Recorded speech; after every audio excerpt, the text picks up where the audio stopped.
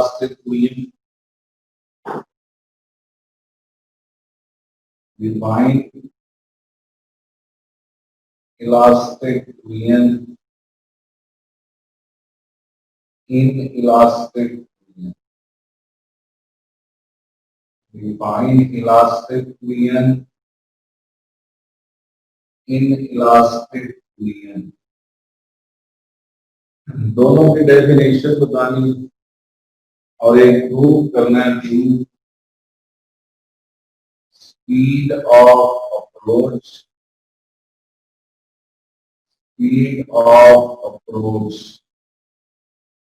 Equals to speed of separation. ये पहला word है जो 5 मार्क्स का आ सकता है। दूसरा पार्ट इसके केसेस का है वो अलग हिस्सा। तो इसमें आपने इलास्टिक फुलियन और इलास्टिक फुलियन की डेफिनेशन लिखनी और ये प्रूव करना है कि स्पीड ऑफ अप्रोच कहते हैं बिफोर फुलियन इक्वल है स्पीड ऑफ सेपरेशन कहते हैं आफ्टर फुलियन। पहले हम डेफिनेशन लिखते हैं इलास्टिक फुलियन। फर्स्ट वन डेफिनेशन है elastic फुलियन। फुलियन is momentum and kinetic energy before and after colliding. Fluid in which momentum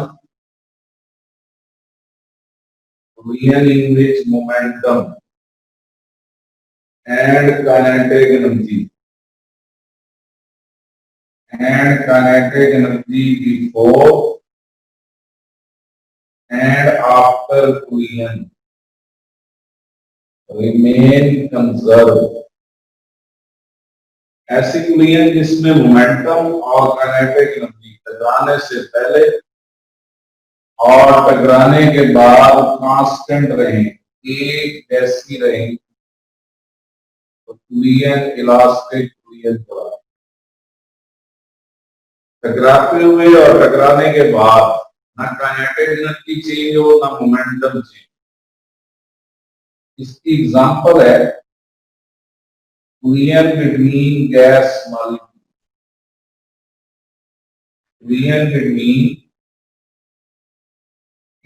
molecules perfectly elastic होती हैं। गैस मॉलिक्यूल्स में जो collision है वो परफेक्टली इलास्टिक है। उन collision की बात करें जो गैस मॉलिक्यूल्स में है, ना वो बेटा एनर्जी शिफ्ट करती है ना ट्रांसफर करती है। जब मॉलिक्यूल आपस में कोलाइड करते हैं तो उनकी collision के दौरान ना एनर्जी का लॉस होता है ना एनर्जी का गेन। इलास्टिक collision में ये भी है no loss no gain of energy. जब टकराएं तो ना एनर्जी का लॉस हो ना एनर्जी का गेन। एक और एग्जांपल दी जा सकती है कि एक बॉल जो है, एक बॉल हाइट से फॉल कर रही है ग्राउंड सरफेस और जब वो ग्राउंड से टकराती है रिटर्न होती है तो सेम हाइट पे जाए। प्रैक्टिकली वैसे ये नजर कम आता है कि जिस साइड से मैंने बॉल को थ्रो किया है उसी हाइट पे वापस जाए। इसे कहते हैं रिटर्न टू सिमिलर हाइट। जिस हाइट से मैंने थ्रो किया है अगर उसी हाइट पे वापस जाए तो collision इलास्टिक है। नंबर 2 दूसरी definition inelastic collision। Second definition है inelastic collision। Inelastic collision की स्टेटमेंट है collision in which Boolean in which momentum remains conserved. Boolean in which momentum remains conserved. Boolean in which momentum remains conserved. ऐसी Boolean जिसमें momentum तो conserve रहे but kinetic energy changes. Kinetic energy changes before and after collision. Before and after colliding.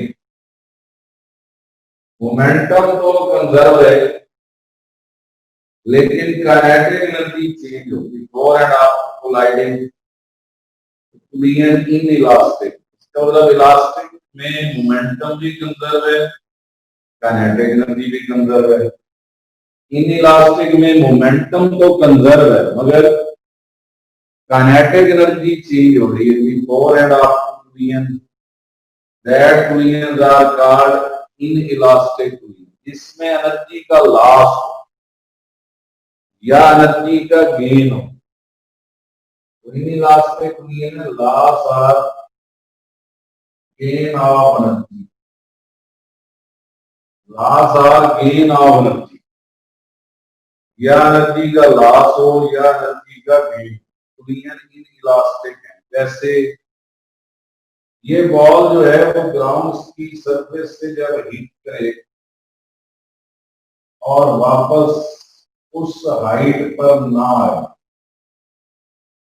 तो इसका मतलब है उसकी energy lose हो गई या उस हाइट को क्रॉस कर जाए. जैसे वो सिम बॉल अगर वो उस हाइट को क्रॉस कर जाती है तो फिर उसने एनर्जी को गेन किया.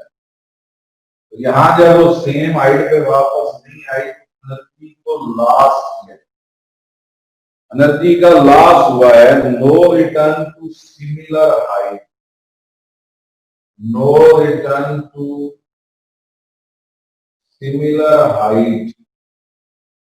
तो ऐसी collision जिसमें वो अपनी हाइट पे रिटर्न ना करे इन इलास्टिक collision कहलाती है. तो पहले तो इन दोनों की डेफिनेशन को हमने कर दिया. तीसरा पार्ट एक प्रूफ था जो मैंने बताया speed of approach equals to speed of separation. यहां हेडिंग दे देते हैं प्रूफ. उस प्रूफ के लिए स्टार्टिंग होगा consider two balls of masses m1 and m2. Consider two balls of masses. दो बॉल हैं उनके मैसेज हैं m1 and m2. m1 and m2. Two balls of masses m1 and m2 moving with velocities. Moving with velocities. Two balls and masses m1 and m2 moving with velocities v1 and v2. Two balls हैं उनके message m1 and m2 जबकि उनकी velocities जो है वो v1 and v2. These two balls collide elastically. These two balls collide elastically. ये लिखना जरूरी है क्योंकि ये जो प्रूफ है वो इलास्टिक collision में. तो डायग्राम बना लेते हैं उसके मुताबिक. यहां पे टू बॉल है. First one m1 v1 speed है. Second one m2 v2 speed है. ये जो डायग्राम है ये बिफोर collision की जिसमें m1 v1 और m2 v2 है. यहां सोचने की बात यह है कि जब एरो सेम है तो टकराते कैसे? साफ है कि एक की स्पीड दूसरे से ज्यादा होगी, यानी v1 अगर ग्रेटर है v, तो ये v1 जाके टकराएगी। तो यहां लिखा था two ball and less than m1 and m2 है, moving in velocity v1 v2 है, यू कोलाइड कर रही m1 और m2 कोलाइड कर रही है। m1 m2 पे फोर्स लगा रही है F, जवाब में m2 m1 पे फोर्स लगा रही है F डैश, m1 m2 पे फोर्स लगा रही है F, m2 m1 पे फोर्स लगा रही है F डैश। ये डायग्राम ड्यूरिंग कोलिजन की है। और हमें ये भी पता होना चाहिए कि कोलाइड करते हुए कोलिजन इलास्टिक है।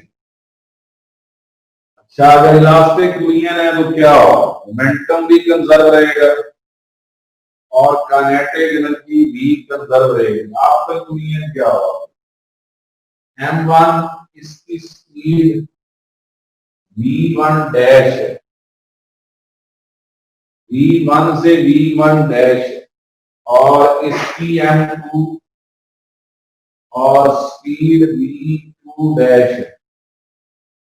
ये बन जाएगी आफ्टर कोलिजन। कोलिजन से पहले v1 और v2 है, कोलिजन के बाद v1 डैश और क्या है v2 डैश। क्योंकि कोलिजन इलास्टिक है इसलिए पहली लाइन तो यही लिखनी है, क्या momentum before collision equals to momentum before collision equals to momentum after collision. Total momentum before collision equals total momentum after collision. जितना मोमेंटम बिफोर कोलिजन है उतना ही मोमेंटम।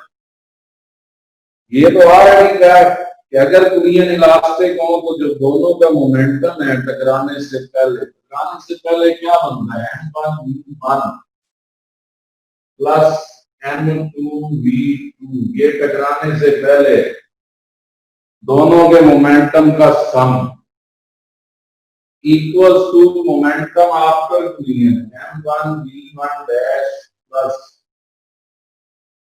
m2 v2 dash. इसको इक्वेशन बन गए। तो मोमेंटम होता है mv, पहली बॉल का m1 v1, दूसरी का m2 v2, दोनों का सम बिफोर कोलिजन और फिर डैश के साथ आफ्टर कोलिजन। अब हम ये करते हैं कि m1 वाली एक साइड पे लाते हैं। क्या मतलब m1 v1 minus m1 v1 dash, ये वाली जो है माइनस हो।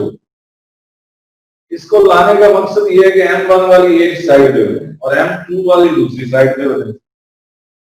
इधर है m2 v2 dash minus m2 v2। ऐसे करने से इधर से m1 कॉमन आता है, उधर से m2 कॉमन आता है। m1 कॉमन लिया v1 माइनस v1 डैश, ये कॉमन लिया, उधर से m2 कॉमन लिया, m2 कॉमन लिया v2 डैश माइनस v2। ये इक्वेशन नंबर 2 है। एक तरफ से m1 कॉमन लिया है v1 माइनस v1 डैश, उधर से m2 कॉमन लिया है v2 डैश माइनस v। ये इक्वेशन 2 बन गया। अब जब 1 और 2 बन गई तो आपने ये भी याद रखना है कि इसमें सिर्फ मोमेंटम कंजर्व नहीं, काइनेटिक एनर्जी भी कंजर्व है। तो आप दूसरा रेफरेंस देते हैं, पहला रेफरेंस तो मोमेंटम का दिया, दूसरा रेफरेंस देंगे कि काइनेटिक एनर्जी बिफोर कोलिजन भी इक्वल है काइनेटिक एनर्जी आफ्टर कोलिजन। जितनी काइनेटिक एनर्जी बिफोर कुलियन होगी उतनी ही काइनेटिक एनर्जी आफ्टर कुलियन होगी। अगली लाइन की तरफ आते हैं। इलास्टिक कुलियन के केस में हम प्रूव कर रहे हैं। प्रूव करते हुए आप मैं लिख दूंगा kinetic energy before collision equals to kinetic energy after collision. Kinetic energy before collision equals kinetic energy after collision. Before collision में अब काइनेटिक एनर्जी का फार्मूला क्या है? Half M V square. यहाँ m1, यहाँ v1, यहाँ m2 और यहाँ पर v2। तो बिफोर कुलियन क्या बनी? Half m1 v1 square plus half m2 v2 square equals पहली दफा m1 v1 स्क्वायर और दूसरी दफा m2 v2 स्क्वायर।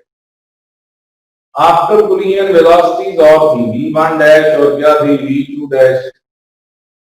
इसलिए half m1 v1 dash square plus half m2 v2 dash. ये ध्यान में रखें कि बिफोर में v1 स्क्वायर और v2 स्क्वायर और आफ्टर में v1 डैश स्क्वायर और v2 डैश स्क्वायर। इधर से ना हाफ कॉमन ले, उधर से भी हाफ कॉमन। हाफ कॉमन ले रहे हैं m1 v1 square plus m2 v2 square. Half common लिया m1 v1 dash square plus m2 v2 dash square. Half common लेते ही हाफ से हाफ कैंसिल हो जाएगा। अब फिर वही करें जो पहले किया कि m1 वाली एक साइड पे लिख दें और m2 वाली दूसरी साइड पे लिख दें। m1 v1 स्क्वायर, ये इधर प्लस है इधर आ minus. m1 v1 dash square equals दूसरी तरफ m2 v2 dash square minus m2 v2 square. अब आप देखिए इधर से m1 कॉमन आना है, उधर से m2 कॉमन आना है। m1 कॉमन है v1 square minus v1 dash square. इधर से m1 कॉमन, उधर से m2 कॉमन। m2 कॉमन लिया तो v2 dash square minus v2 square. अब देखिए मैथ में एक फार्मूला है a square minus b square. a square minus b square को हम लिख सकते हैं a minus b into a plus b। इसी तरह ये v1 square minus v1 dash square, हम इसे लिख लेते हैं m1 v1 minus v1 dash यानी a minus b into v1 plus v1 dash a plus b। इधर से m2 कॉमन लिया v2 dash minus v2 dash plus b।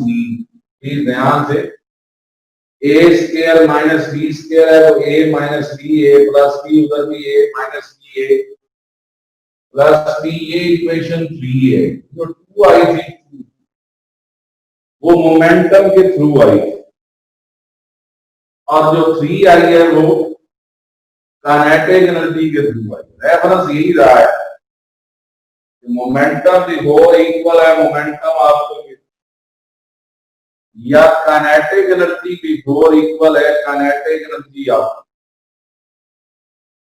अब यहां पर आपने जब प्रूव करना है, अब आखिरी 2 स्टेप है जो इसको प्रूव करें, उसमें आपने ये करना है कि 3 इक्वेशन को 2 पे डिवाइड करना है। v को 2 पे डिवाइड करने का मतलब ये है कि मैं लेफ्ट हैंड साइड को लेफ्ट हैंड साइड पे डिवाइड करूं और मैं राइट हैंड साइड को राइट हैंड साइड पे डिवाइड। पहले 3 की लेफ्ट हैंड साइड,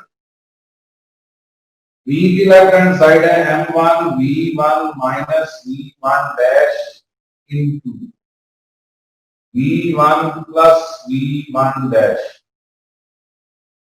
ये लेफ्ट हैंड साइड है, डिवाइडेड बाय इसी की लेफ्ट हैंड साइड, इसी की लेफ्ट हैंड साइड है m1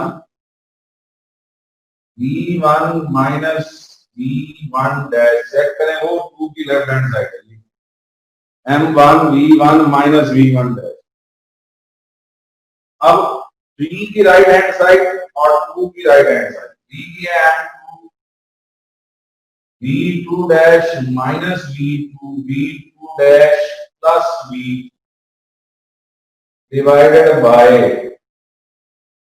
2 की राइट हैंड साइड है, 2 की राइट हैंड साइड है m2 v2 dash minus v। आप देखेंगे कैंसिल हो रहा है m1 से, v1 minus v1 dash v1 minus v1 dash, m2 से v2 dash minus v2 dash minus v2। Equation आ रही है, वो इक्वेशन ये है कि v1 प्लस v1 डैश,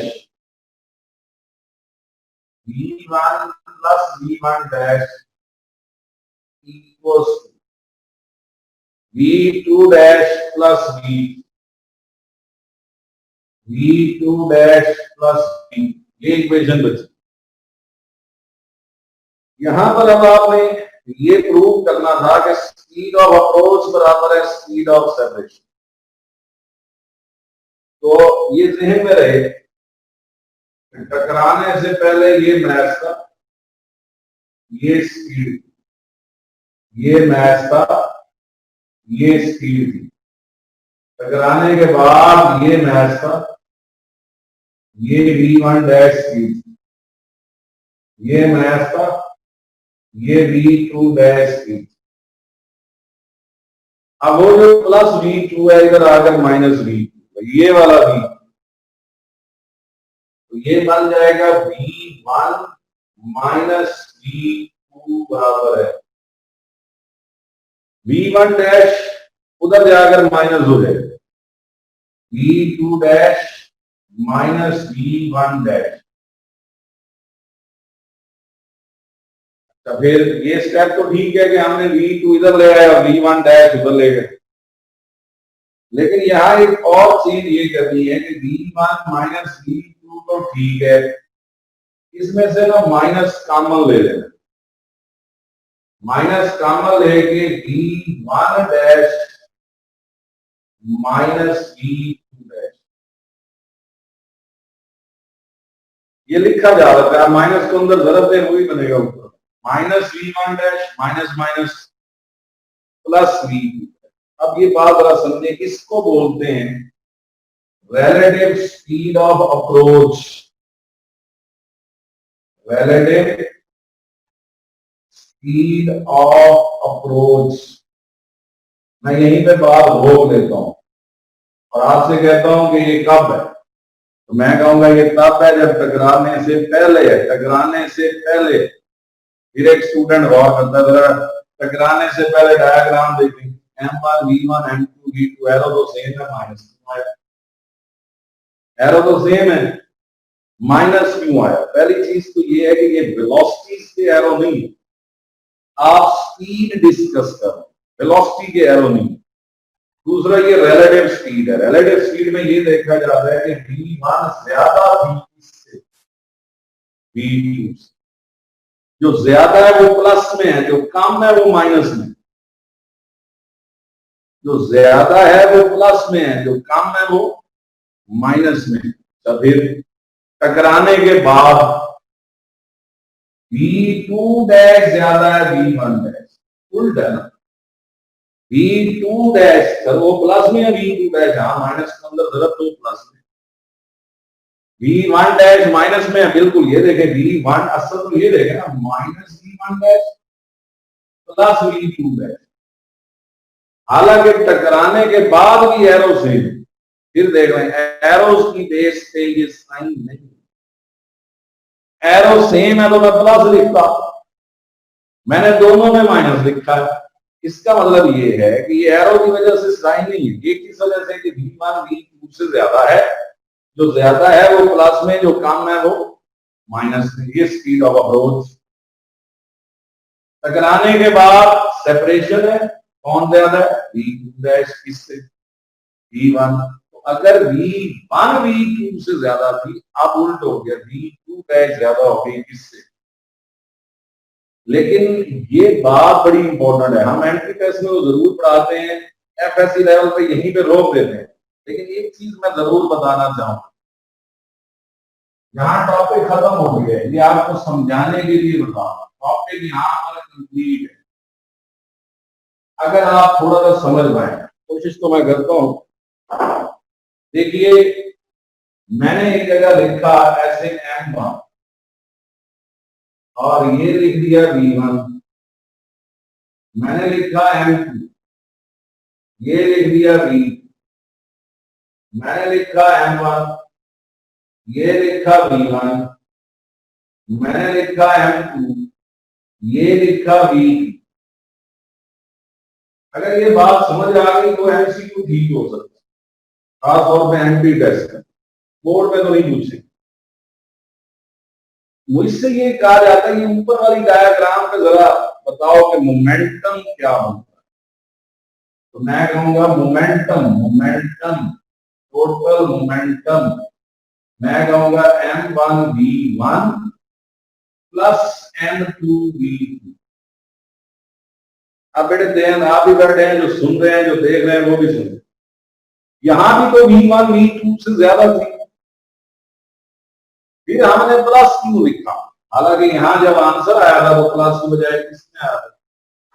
देखिए बेटा जब आप मोमेंटम लिखते हैं, मोमेंटम वेक्टर, मोमेंटम क्या है बोलो, वेक्टर है, वेक्टर में डायरेक्शन होती है, इसका मतलब है अगर डायरेक्शन सेम है तो ऐड होने, यहां एरो इफेक्ट कर रहे हैं, मोमेंटम वेक्टर है, डायरेक्शन होती है, उसमें एरो ने इफेक्ट करना है, इसलिए ऐड किया, और नीचे फिर क्या करेंगे, मोमेंटम लिखना है M1V1 माइनस M2V, क्यों लिखा माइनस, एरो उल्टा, इसका मतलब जब मैं मोमेंटम के साइन लिखूंगा तो मुझे एरो देखने हैं, अगर एरो सेम है तो मैं ऐड कर दूंगा, अगर एरो अपोजिट है तो मैं एक को प्लस और दूसरे को माइनस कह दूंगा। लेकिन अगर मैंने रिलेटिव स्पीड लिखनी, आप बड़े ध्यान से सुनना, अगर मैंने क्या लिखनी, रिलेटिव स्पीड, ये तो स्केलर है, इसके लिए मैंने ये बिट बनाई M1